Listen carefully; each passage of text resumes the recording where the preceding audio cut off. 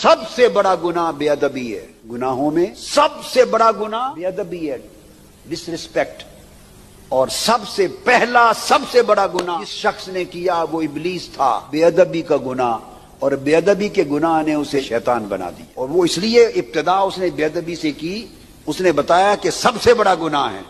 اور جب شیطان چونکہ خود بے ادبی کے گناہ کی زد میں آیا اور تباہ ہوا بے ادبی کی وجہ سے، لہذا وہ جب کسی کو تباہ اور ہلاک کرنا چاہتا ہے تو اس ہلاکت کے لیے اس کے دل میں گناہ کے ساتھ بے ادبی ڈالتا ہے. بے ادبی اس لیے ڈالتا ہے کہ جہاں سے اسے خیر ملنی ہے، اگر اس جگہ کے بارے میں اس کے دل میں بے ادبی آ گئی تو کم سے کم اب شفا یاب تو نہیں ہوگا، خیر تو نہیں ملے گی، فیض. وہ راستہ بند کر دیتا ہے جس مطلب سے شفا یاب ہونا تھا. ڈس اوبیڈینس سے بڑا گناہ ڈس ریسپیکٹ.